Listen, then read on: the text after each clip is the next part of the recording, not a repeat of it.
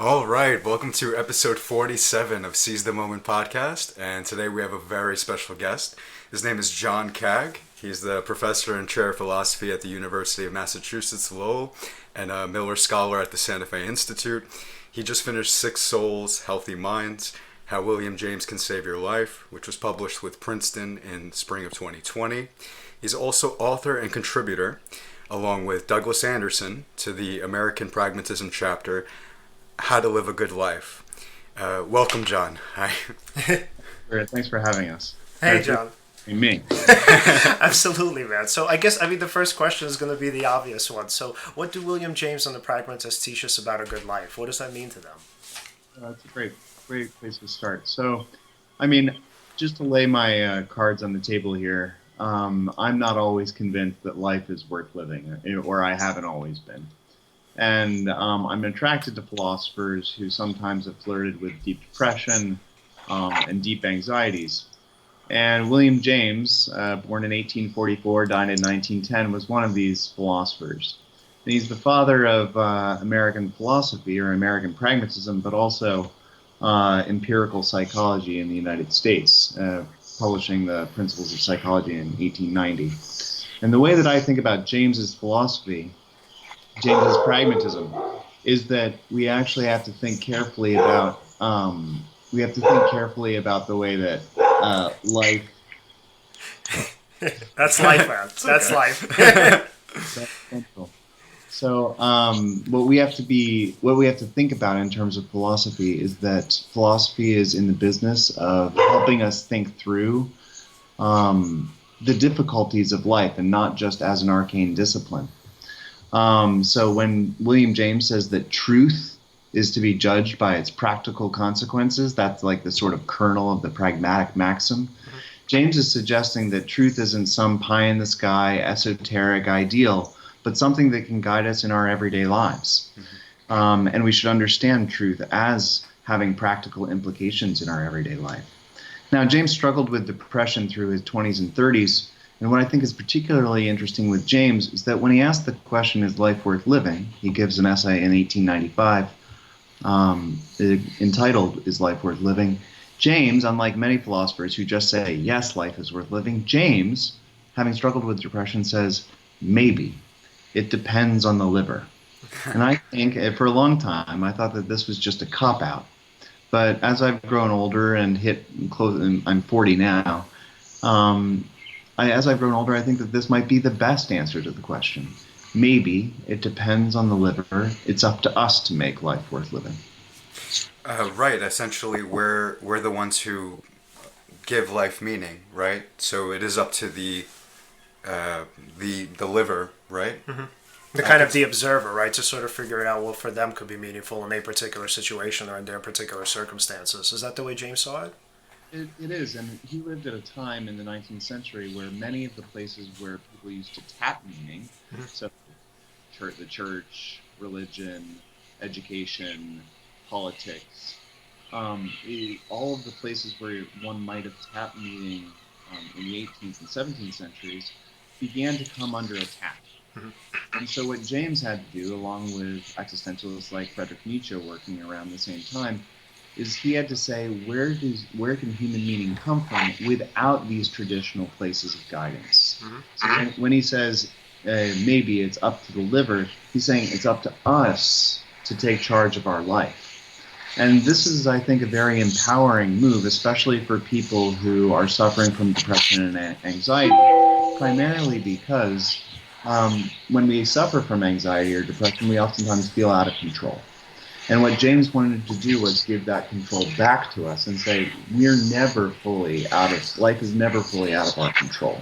We always have the choice. And I think that's for me, that's been a very meaningful moment. Yeah, and that was the way I kind of saw it too in terms of his conception of free will. So something I kind of, I guess I wrote it a few times, but there was like a major piece that I once wrote in terms of like the blog that I write about kind of like when I experienced depression and the severe, I guess, suicidality. So in terms of kind of what you say about James or what kind of you wrote about his history, there was like a moment that I had that was very similar to kind of the moment that he had and the moment that you had, which I mean to me was probably, it was really fascinating, but I'm sure it was probably ubiquitous in some sense. So there was like this time where I remember, so I was like in California and I was going up like this mountain, right? Which I mean, I guess it was more of a cliff. It wasn't like this huge kind of terrain, but even still, it was pretty high up. So I'm kind of going up there with my friend, and I'm like just kind of stumbling up there because for me it was really hard to get up. So because I've never really climbed a cliff or a mountain before. So I kind of go up there and then so my friend says to me, so he says, look, I'm going to go up to like this higher part, right? Do you want to come with me or do you want to stay here? And so I decided to actually stay where I was because where he was going was just like really high up and I was like really anxious about it. So I'm staying there and I'm looking kind of over the precipice of it. And like, so at that time, I guess this was like the apex of my kind of suicidal thinking. And I finally kind of understood that I had this choice that I had to make, where I was like, okay, so far I've been living my life kind of 1 foot in and 1 foot out. Whereas on the one hand, I was kind of like really upset with the way circumstances were, and I wasn't really kind of taking any responsibility for it. And then on the other hand, I was like, oh, well, like, if anything, I could just continue to, or, to think about kind of this way out or to even potentially take it. But I wasn't really doing anything. I was sort of being more passive about it, just, kind of existence as a whole. And then I finally came to this place where I kind of looked over the precipice and I said to myself, okay, you really have a decision, right? And I don't want to keep living the way I have been. And I don't want to just keep going in such a way where I'm, again, 1 foot in and 1 foot out. So I told myself, look, if you're going to not do this here, if you're going to really just decide to take the reins of your life, then it's going to be up to you to make it a good one, or as good as it could possibly be.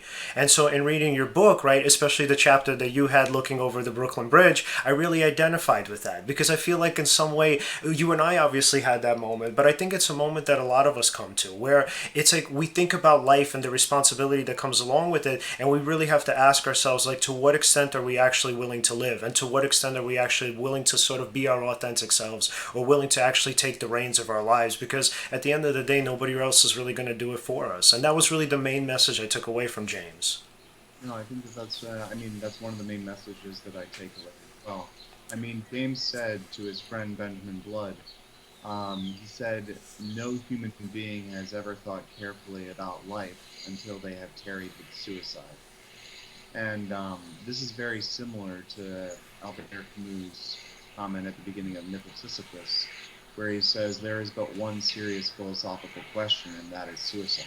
Yeah. And most of my students, when I first say that to them, think, "Oh my gosh, this is so depressing." But what actually I think Camus and James are suggesting is that many times in our everyday life, we just take the value of life for granted.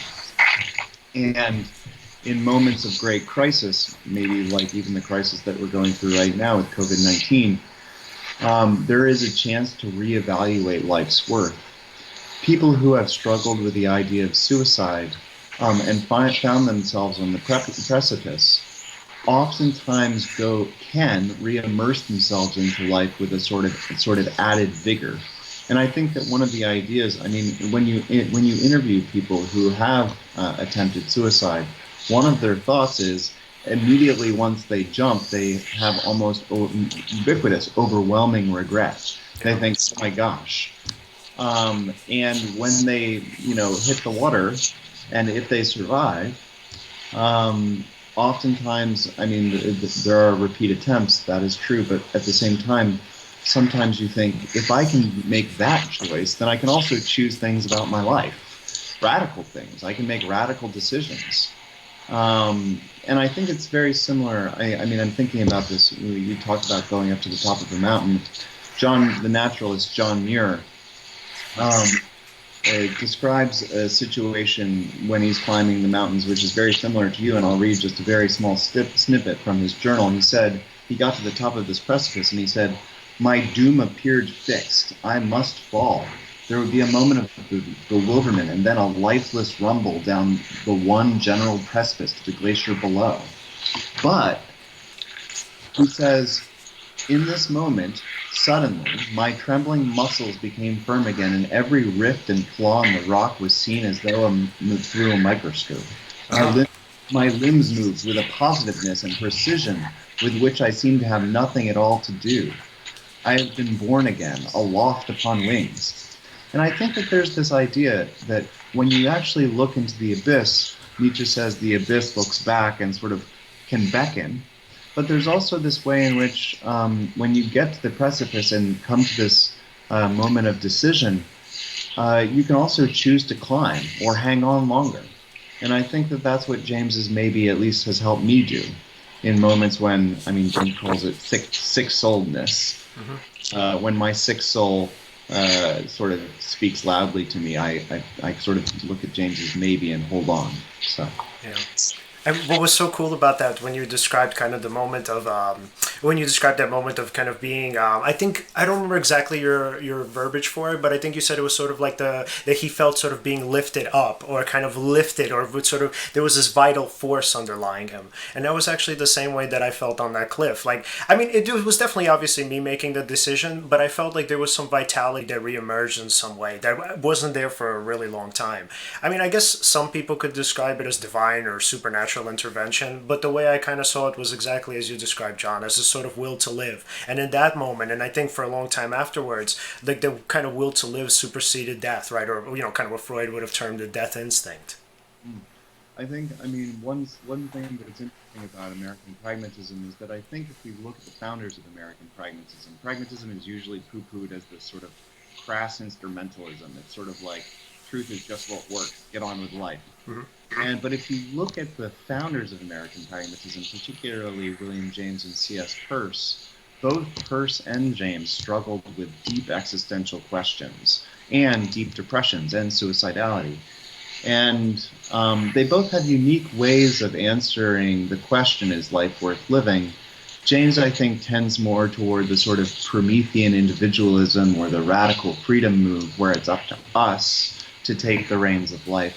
Whereas I think C.S. Peirce emphasizes what you just described as a sort of, it feels almost a sort of divine intervention. Peirce calls it continuity. He says that oftentimes when we're feeling the pull of,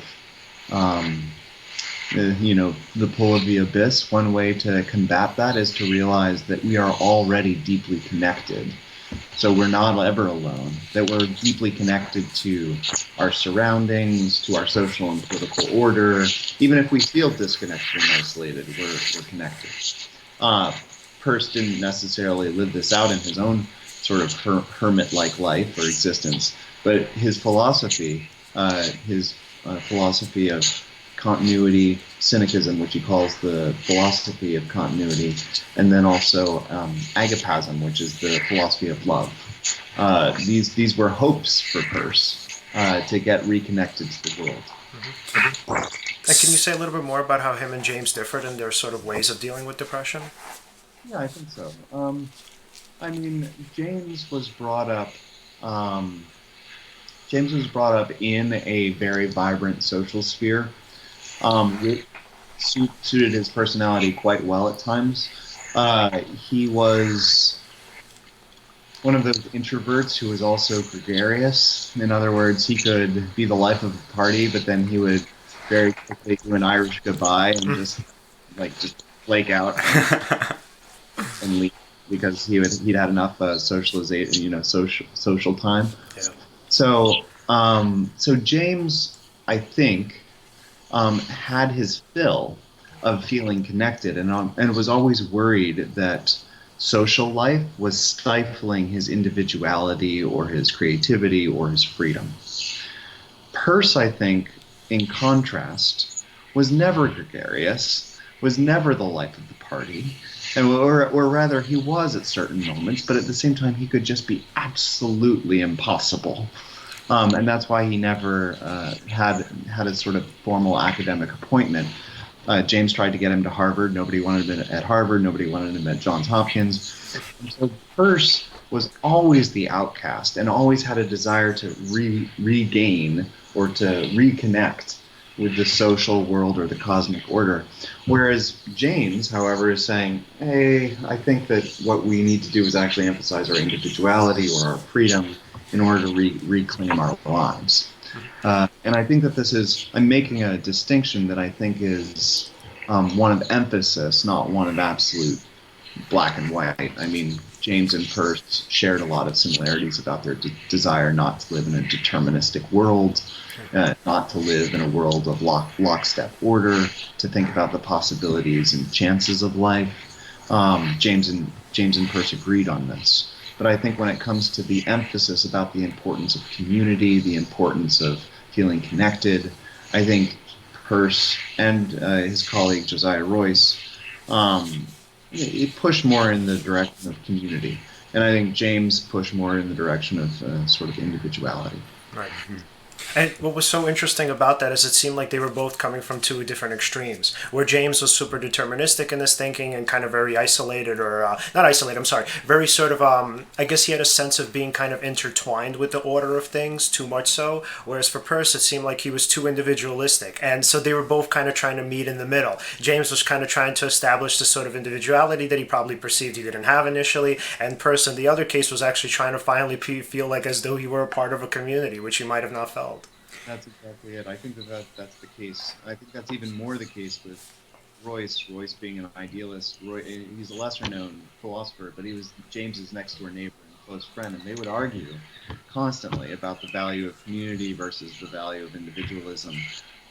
They constantly for about 15 years between 1895 and James's death in 1910. They would just argue constantly about it. What about the integration of Peirce's view and James's view?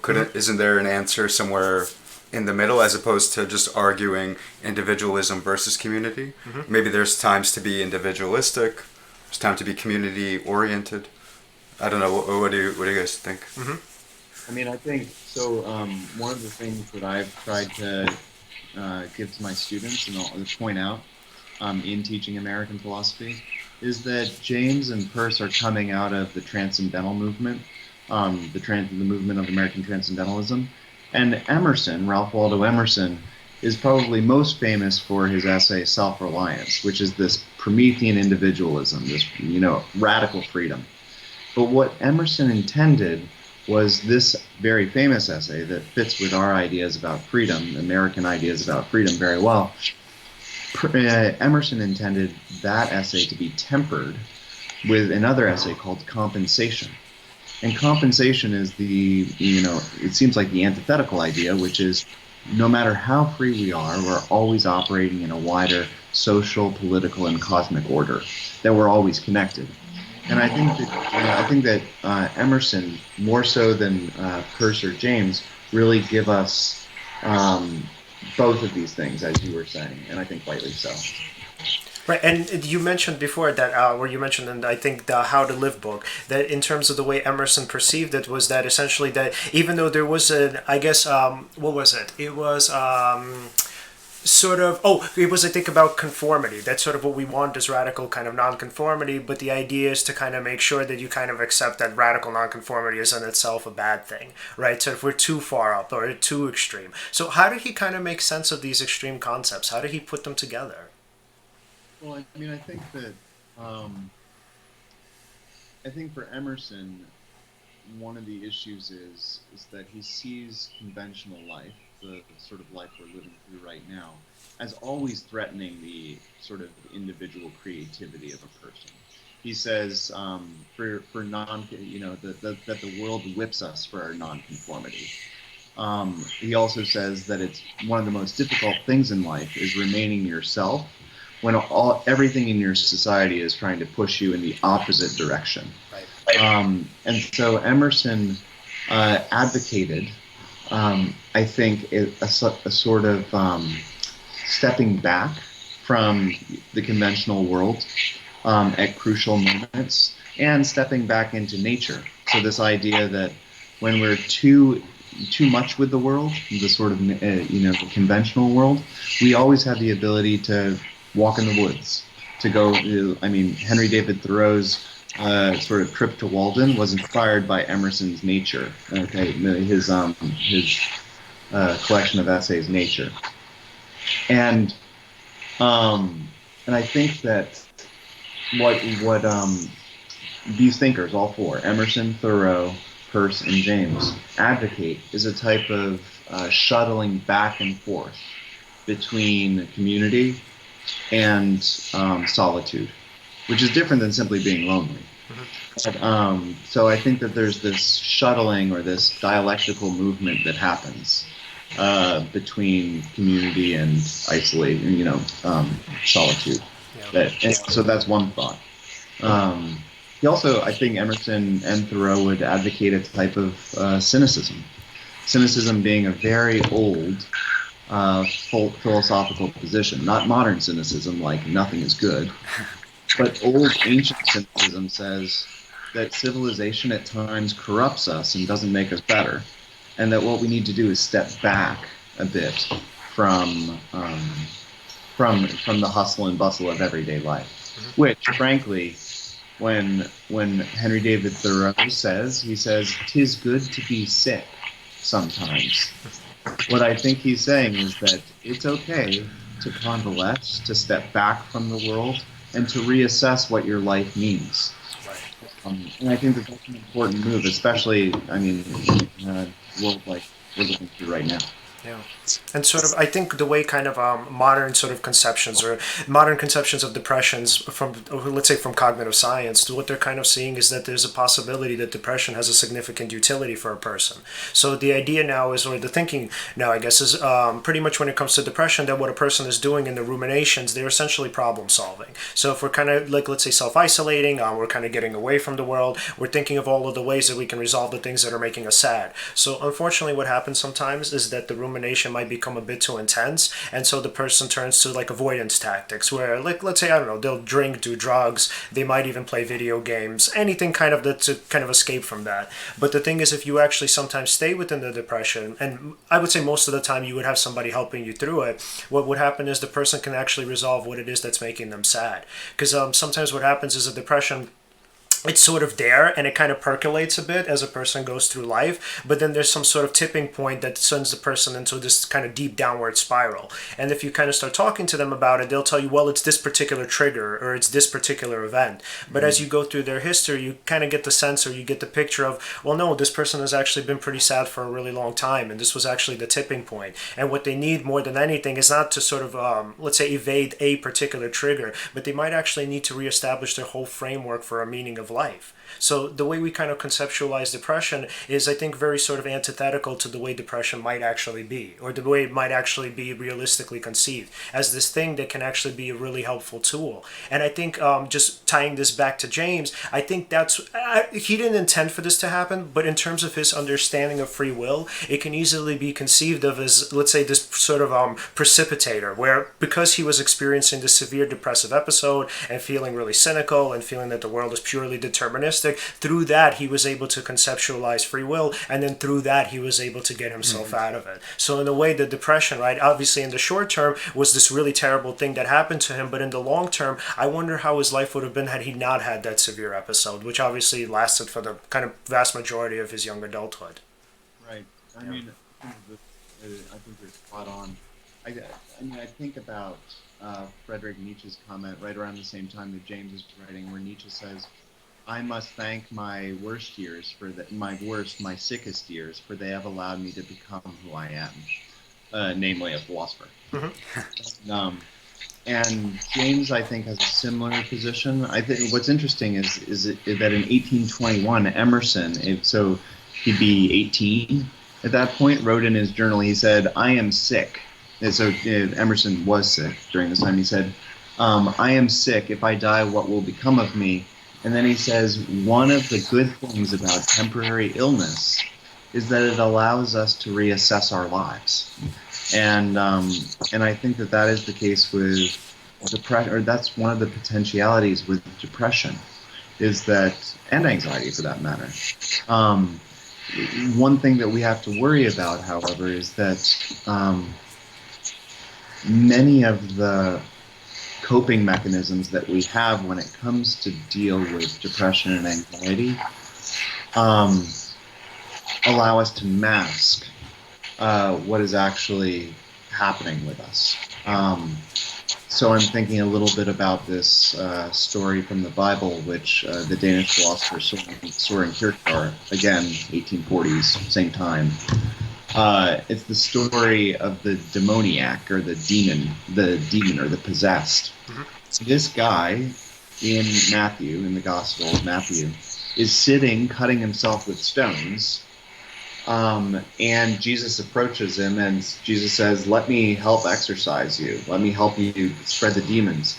And this guy says, "Go away from me. Leave me be with my stones. Leave me be with, this way of like, you can think about a cutter or somebody who's self-flagellating or an ascetic." He says, "Just leave me be." And Jesus doesn't leave him be. He goes and he exorcises the demon. But what's interesting to me is that the very things that we're most afraid of, like being cured, for example, or being, having our stones taken from us. Well, we all have many of us have distractions, like little stones that we cut ourselves with. Particularly good for us, but they give us something to do. They keep us distracted.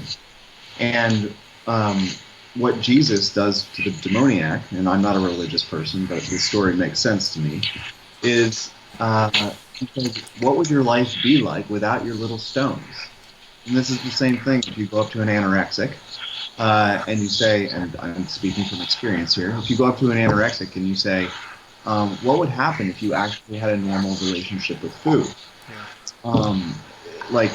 What would your life look like? Well, it would look radically different. Okay, and that difference is terrifying. Okay, and that's oftentimes what leads us into this demonic situation, where the potential to leave or the potential to be cured is almost more terrifying than the actual, bloody stones that you're using on yourself. So I think that this is something that existentialists like Kierkegaard and Nietzsche are aware of, but also one thing that James is pointedly aware of too. Yeah. And So, how could somebody use that as a way to remedy their own depression? Like, for example, in my personal experience, I did go through a severe depression, and for me, I didn't. So what happened is I'll be general. I became so depressed that it's not like I wanted to hold on to my old habits and keep cutting myself with a stone, so to speak. The depression became so intense that I wanted to pick an alternative to that. The pain was too great, so I was already at the point where I wanted to choose an action that would lead me somewhere else, give some sort of other result, like change the variable in the equation, therefore change the result of the equation. No matter what the variable was that I was changing, as long as I was changing some kind of variable in my day-to-day actions, I was then sure that it would take me away from wherever I was. What would either of you maybe say to somebody who is in grips of depression but is still cutting themselves with that rock, so to speak? Oh, that's a great question for John about habits. Yeah. I mean, James weighs in perfectly, I think, here. So he says that we create habits. After Aristotle, James says we are habitual creatures of habit. And what we do is that we, in our actions, our bodies get acculturated and get attuned to acting in a particular way. And usually our habits create heuristic or shorthand ways of negotiating the world, and they're quite adaptive. But we can also lead into habits that are self-destructive or disempowering or stultifying, deadening. Okay? And James is aware of both of those aspects of being human beings. James, however, says something interesting in the Principles of Psychology and in his what he calls the Talk to Teachers. He says, do something difficult every day just for practice. And I think that when you are depressed, you do not want to get out of bed, for example. That's my situation. Like, that's the last thing you want to do. And James says, do something difficult. Get up and in my case, do a sun salutation, a yoga sun salutation, or just look up, or go outside and look up. Okay, open your throat, James suggests in the Principles of Psychology. And this is in tune with James's idea about the emotions. It's called the James-Lange theory of emotions. which anticipates a lot of cognitive CBT, cognitive behavioral therapy, which says that our emotions are not internal states divorced from action, but rather a product of or a feedback loop of our actions. So that it's not the case that I smile because I am happy, but rather that I am happy in part because I smile. And James says, get out, and it might be difficult, but you fake it till you make it. Okay, so you get out and you act, and then notice that it changes your internal or inner life, your emotional life, psychological life. And this has been a suggestion that I have taken from James and used basically since I was 21. Have you ever heard of the winner effect? A psychologist named Dr. Not I forget if he's a doctor. Pardon, sorry, Ian Roberts. He wrote that book. Have you ever heard of that? Yeah, I have. Yeah. Yeah. So I took so I guess just to highlight what the winner effect is. It's when you experience a win or a success. I guess I'll use an example to highlight this. Say, so Mike Tyson, he went to jail once upon a time. I forget why. It's okay. We don't have to bring up that. But when he got out of jail, he was no longer the world champion. Right. Someone else was. And so his boxing coach, in order to kind of get Mike back into the swing of things, he put him up against what they call a tomato can. Do you know what a tomato can is? Yeah. So a tomato can, for anyone who doesn't know, it's a boxer who Mike would be guaranteed to beat. And so what was the idea of this? It was so that Mike could beat someone very easily. This way he could kind of get back into the rhythm of winning. And then when you begin to win, you start to build a momentum that kind of builds up your own internal neurochemistry, dopamine, acetylcholine, GABA, and you can look this all up if anything. And these wins kind of make you more confident. They lead to more wins, and it kind of takes you in an upward spiral.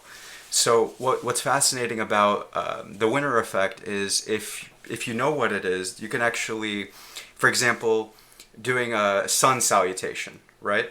Say to you in your own world that if every time you do something like that, even if it was hard, you consider that to be a win, let's say. Like you've done something that you said you were going to do, that you committed to. Right. Now that you did it, you've essentially, because you've adhered to your commitments, you've then been able to be sure that you can then continue to follow your commitments, build up your emotions from that, then do those tasks again, maybe even do even harder tasks, then gain even more confidence, maybe then take on other actions, maybe then also build up your emotions again, and then that affects all these areas of your life. I am being general here, but there is a way to kind of use this to your advantage in order to take yourself from a low place and kind of bring yourself up. Right. Technically, you could use it at whatever state you're in, right? But I like it personally, yeah, if you're coming from somewhere down low, that's a great way to kind of start to build yourself up. Yeah. And so, John, for you, can you tell us about, if you're obviously okay with it, when you were younger, right, how your mom, who was pretty much a counseling psychologist herself, how is it that she kind of instilled that form of behaviorism in you? Yeah, sure. Well, my mom's parenting was basically using existential psychotherapy to get me out of funks all the time, get me out of tough positions, and also using CBT. So, I mean, what she said, I was an incredibly awkward child. And my imaginary friends were better friends than my normal friends. And I think I say in the book, in Sick Souls, Healthy Minds, How William James Can Save Your Life, I say something to the effect that, like, I was not a thin child, and I wasn't very good at the games that other kids would play. And my mom said to me, she noticed that my imaginary friends were occupying more and more of my time, and she said to me, she goes, I know you don't like recess, and I know that you don't like the other kids particularly, but can you just fake it for a little while and see how you feel about it? And I said, what do you mean fake it, Mom? And she goes, well, can you just act like you enjoy yourself, like playing these games? Can't you just act? Which seems like a very inauthentic thing to say. Um, but a little bit of faking it till you make it actually turned out that I could actually form friendships. And then those friendships have a sort of self-fulfilling prophecy nature to them. And as you say, a certain momentum. And my mom helped me sort of turn that fakery, that initial fakery, into some really authentic friendships. And I think that that's possible. I also think that there's an issue with any type of relationship or any type of love affair that you have where the initial stages are farcical. My friend Clancy Martin, who wrote Love and Lies for our Strauss and Giroux a couple of years ago, says that in any love affair there is an initial lie. And what he means by this is you're not really sure if you love this person. You're gonna take the leap of faith, okay? You're gonna fake it, okay? You're gonna fake it like your life depends on it, because sometimes it does. And James's will to believe is something very similar. He says, my first act of will is to affirm that I have free will, sort of bootstrapping yourself. Now you can call that lying or being inauthentic, but I think that when you're forming relationships or when you're forming friendships, I think that there are moments of very valuable dissimulation where you act in certain ways and you do it on a type of faith, a raw faith, rather than a full knowledge. And then James says that in these cases where empirical proof is not just, empirical proof can't get you there, like in cases of love or in cases of faith, in cases of being moral, you just fake it, okay? And then the world changes in such a way that it,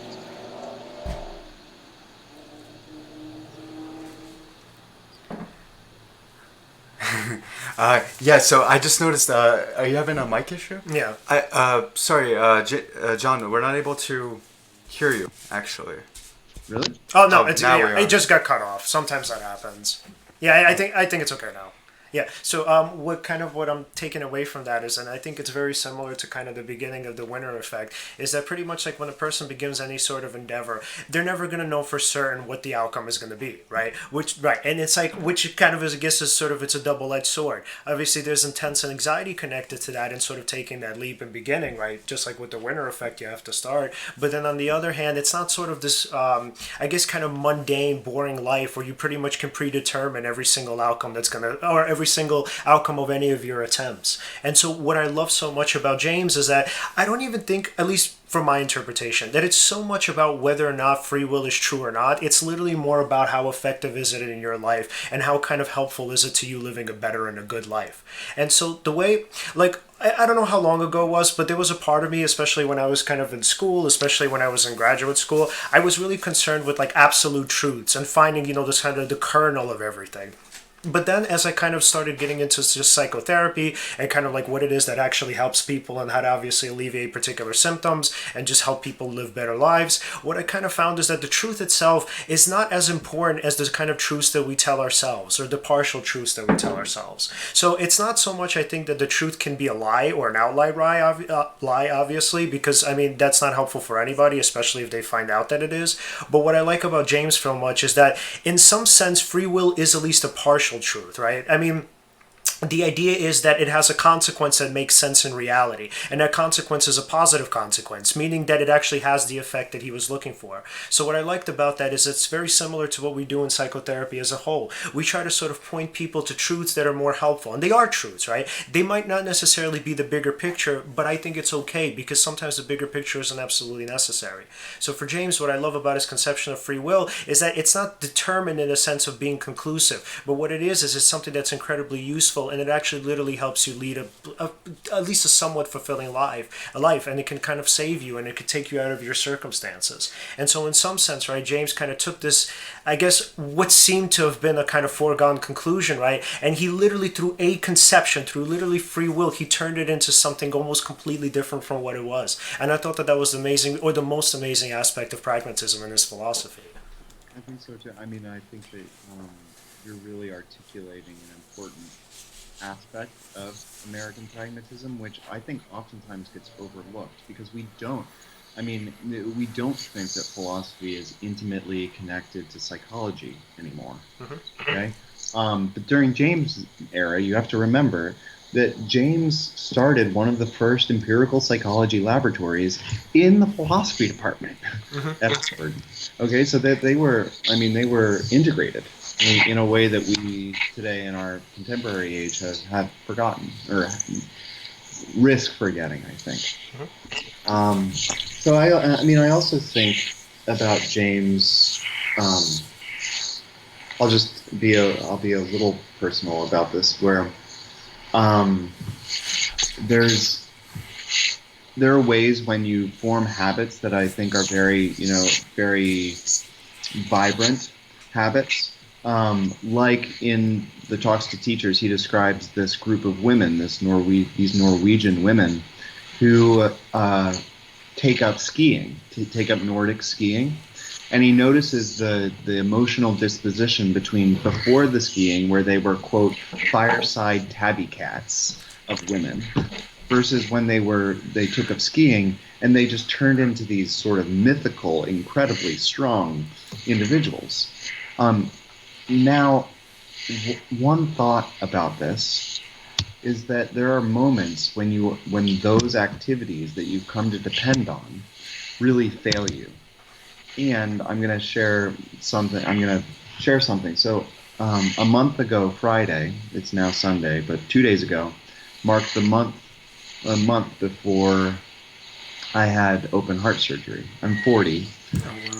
I'm very active, or I was very active, and I was running on a treadmill, and I had a massive heart attack.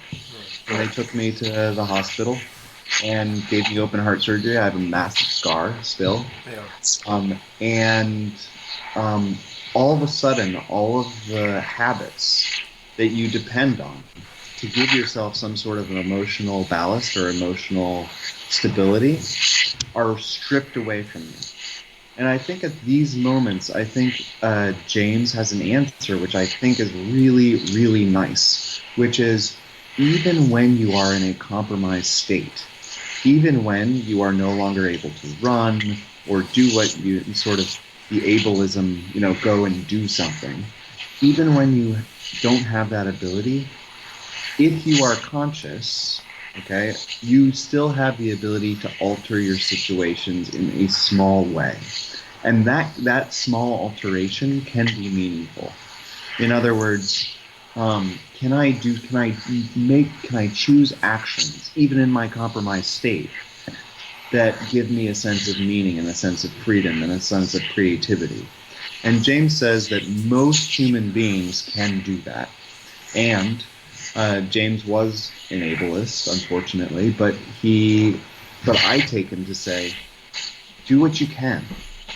See if you can do something difficult, even if it's moving one finger or another finger, or, in my case, I take it as a win that I can lay on my side without pain, or that I can get up and use the bathroom by myself. Like these are like little wins. And I think James is all about the little wins when it comes to being in a compromised state. Oh, that's really amazing. Yeah, and also what's fascinating is without the ability. So, for example, anyone who's right now being locked down, right? Anyone who's staying in their homes. For example, I myself loved going to the gym routinely, almost every single day. For me, the treadmill was liberation, because when I first discovered running, and also pairing it with music, I would get into such feelings of elation and, not an ecstasy, but it was definitely high up there. You were in the flow. I would get into a flow state, right? And then that became addictive, and so I love that habit, and I would do it all the time. And but now in this sort of situation, I mean, I suppose I could work out at home, but it's definitely it's not the same, right?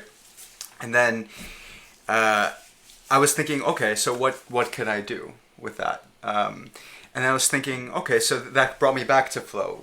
I was thinking, okay, what other sort of activity or what's something else I can do that can sort of put me in that state? Right. Or what kind of win could I look for that could still bring me there, right? And I think that it's valuable, John, what you're saying actually, which is looking for those wins.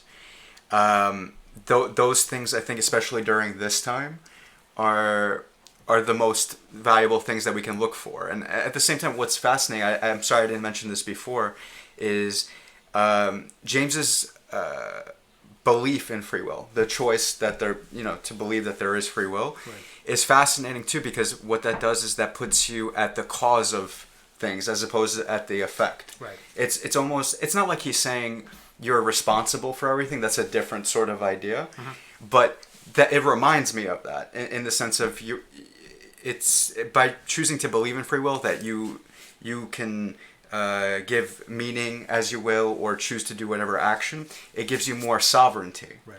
And that sovereignty is very powerful. Yes. Even people like Sam Harris, or there's this French neuroscientist, I think his name's Moran Cerf.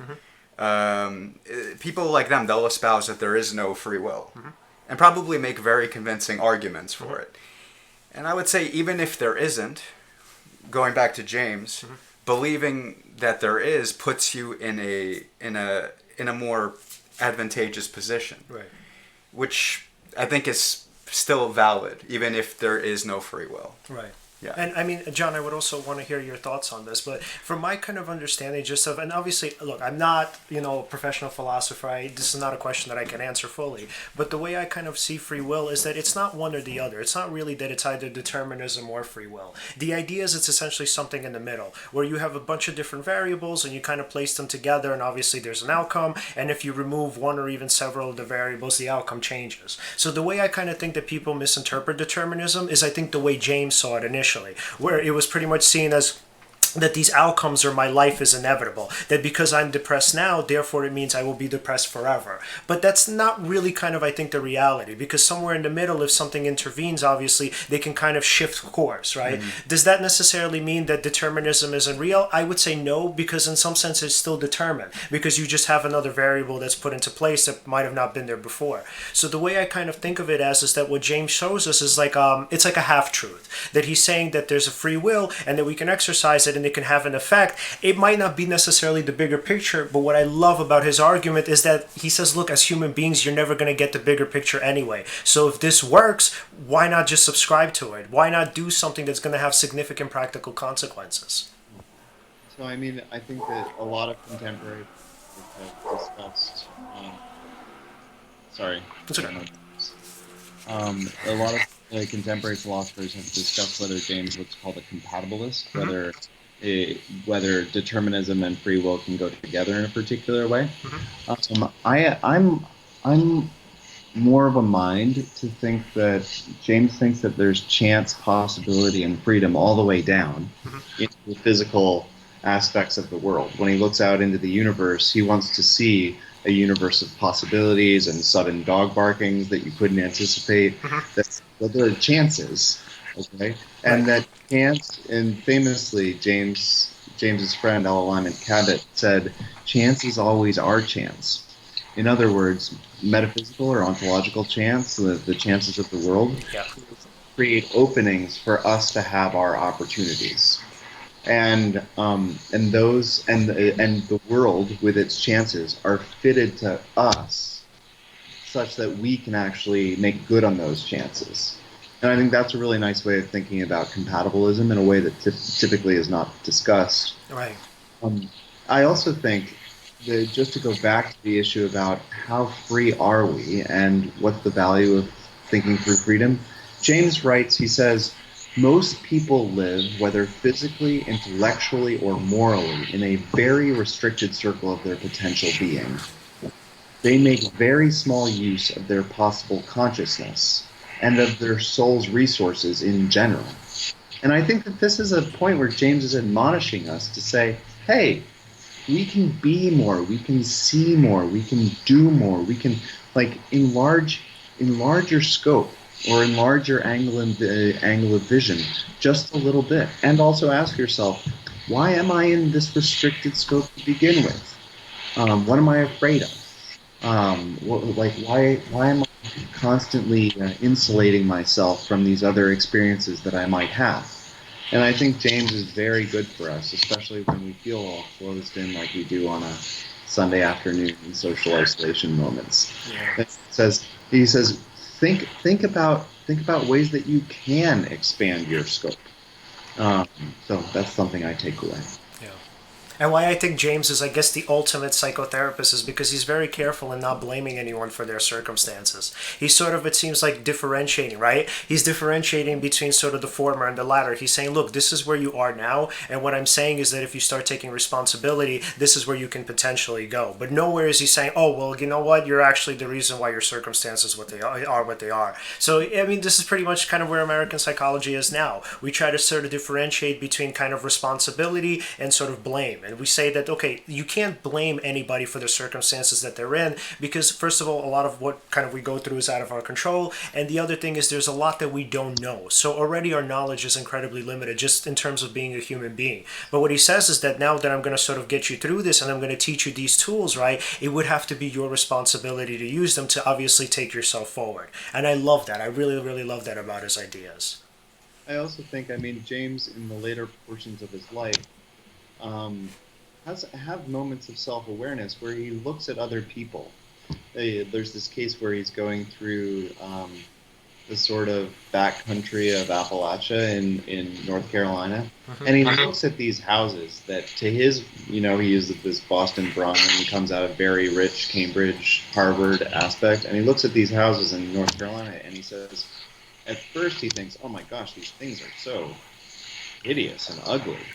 And then he thinks to himself, you've got to be kidding me. I have no idea what these people's lives are like. And he calls this a certain blindness in human beings, this mistake in thinking that we know what other people are going through when in fact we haven't a clue. Right. James says, maybe we should reserve judgment about other people and just get as close as you can to thinking that their lives might be as vital and vibrant as our own, which is a very hard thing to sort of get yourself to think through, because we have this, both James and David Foster Wallace says that we have this natural default setting of being deeply self-centered, and what James is urging us to do is to get over that self-centeredness. If you look at another one of his essays from the later portions of his life, he says, this is from an essay that is questionably titled The Moral Equivalent of War. The Moral Equivalent of War. James says, he suggests in this essay, he says, you know what we should do? We should have mandatory conscription of all of the, quote, gilded youth, and send them off to the mines, to the industrial complexes, to work for 3 years, to get the sort of idealism knocked out of them. That's James's first idea. But then the second idea, I think, is that it might give us some sense about what other people's lives are like. Now, it's not simply playing at, if you say, oh, I'm just playing at going to the mines or going to the factories, that's a strange and warped romanticism.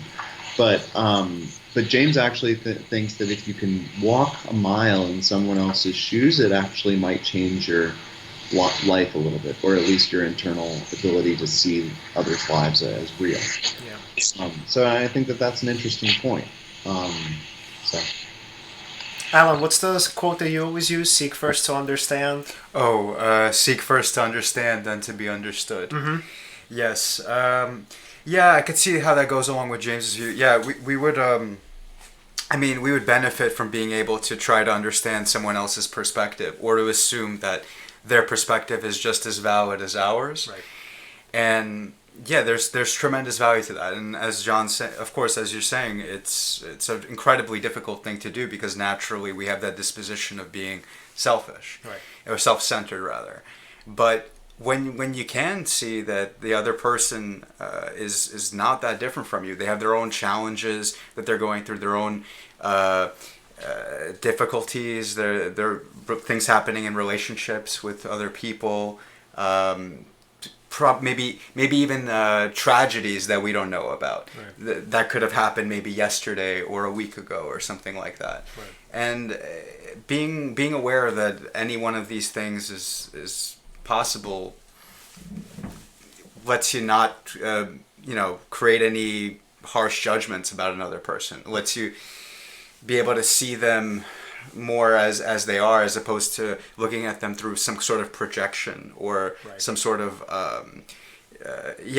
by creating a judgment, you're essentially putting a filter over the other person. Right. You're not seeing them as they are. Yep. Not that you would be without the judgment either, but at least you're removing that layer of abstraction. Right, and I think if we were to tie James into this, we would say that he would probably argue that it would be kind of delusional thinking to believe that we understand somebody else's full truth, because what we see is maybe some sort of response or reaction that is literally at best a partial one.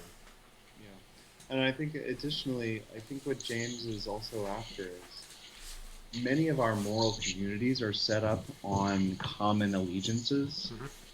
And also on commonality, right? That we share the same flag, that we share the same socioeconomics class, for example, or share something. And we oftentimes structure our moral communities around these similarities. And James, I think, is at the end of his life thinking through a different type of moral community, a wider type of moral community, which is, I think, to understand that all of us are going through our own personal hells or our own personal trials, and we won't ever fully understand each other, but that difference between us is in fact the similarity. So just to understand that what you're going through in your anxiety and depression, or what you're going through in your sort of tribulations with a relationship, these tribulations are as real to you and as potentially isolating to you as sometimes I feel myself. And I mean, James was both a fan of, but also a critic of this very, taken as a pessimistic philosopher, Arthur Schopenhauer.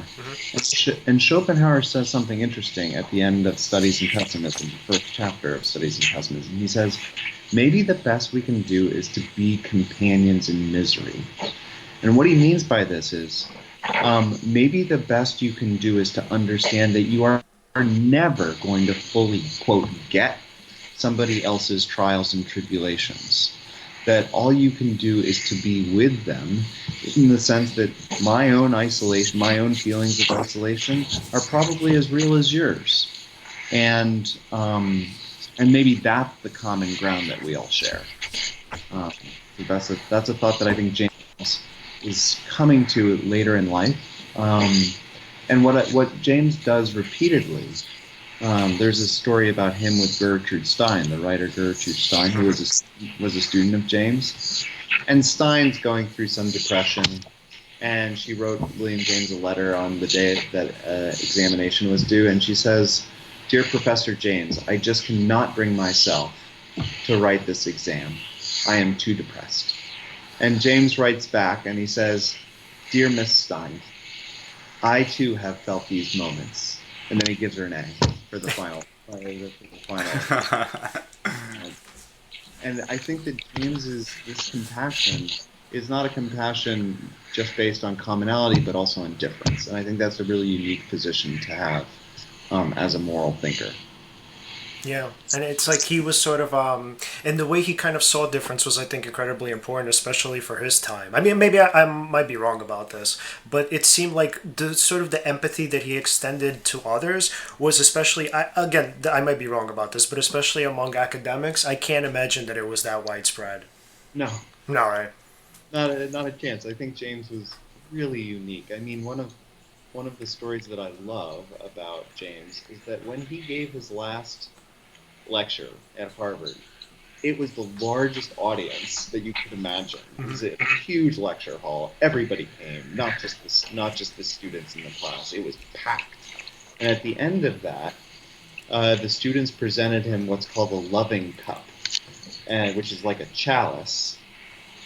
And on that chalice, it says the measure in Greek. It has Protagoras' inscription. It says, "Man is the measure of all things," and they gave him this, and they loved the guy. And to just to return to the "is life worth living? Maybe it depends on the liver." That's what Protagoras is saying. Okay, man and women are the measure of all things. And that's not to say that there are not aspects of life that cannot be measured. There are, and that exceed our expectations or our grasp. There are. James would never deny that. Yeah. But he also suggests that men and women have the ability to take life by the reins, and I think that that's what one of the implications of Protagoras' quotes. Yeah, and I would like to also mention, so my college mentor, his name was Dr. Timothy Stroop, and so what was so cool about him was that he was actually this sort of William James type professor, where like everybody, not only did everybody love him, he was also a genius, right? So we had, so I went to college for my undergrad to John Jay, and so they eventually end up building these kind of, I guess these plaques and stones where like different teachers could pretty much buy the plaques and they would have some sort of inscription on them, and so my mentor ended up buying one. And if you actually, so he didn't actually tell us what was on it, right? So he said like, look, if you guys want to see it, you can go see for yourself. Let it be a surprise, right? Or something along those lines. And so as we kind of go out and we're looking at all of the different cobblestones, or I think that's what they were. So pretty much it's different professors' names, and it would say like this person like PhD specialist and such and such. And as you could kind of as you would go down through them, this would pretty much be the theme. But then when you got up to his plaque, it says for all of my students, past, present, and future, Timothy Stroop. That's it. No credentials, nothing. Just like he pretty much dedicated to them. So the point was for us to kind of see that most of what he did, if not all of what he did, was literally for all of us. And I think that was very similar to kind of the way I conceived of William James being a professor. I mean, I'm sure accolades meant something to him, but it seemed like more important than that was literally the meaning that he found within teaching. I think so too. And I mean, we oftentimes forget that philosophy in its original conception was teaching. Yeah.